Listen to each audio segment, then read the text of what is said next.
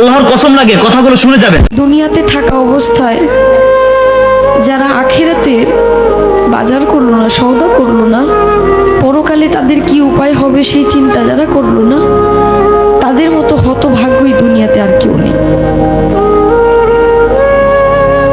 আজরাইল কিন্তু ঘুষ নেয় না।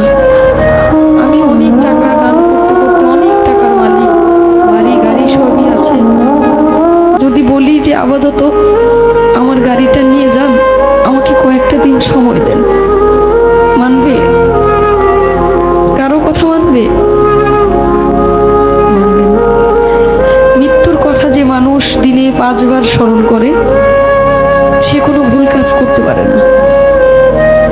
একবার স্মরণ করে দেখেন, আপনি মরে গেলে আপনার সঙ্গে কে যাবে? আপনি মরে যাওয়ার সঙ্গে সঙ্গে সকল কিছু ভাগাভাগি হয়ে যাবে। আপনি মরার সঙ্গে সঙ্গে আপনার ব্যাংকে কি আছে সেটা নিয়ে আপনার সন্তান, আত্মীয় স্বজন সবাই একটা হইচই লাগাই দিবে, কিন্তু আপনি যে কোথায় যাবেন সেই চিন্তাটা কেউ করবে না। মৃত্যুর কথা যখন স্মরণ হয়, নিজের কাছে খুব অপরাধী মনে হয় যে আজরাইলের সামনে কি জবাব দেব, কি বলবো সেদিন, কি বলার আছে আমার।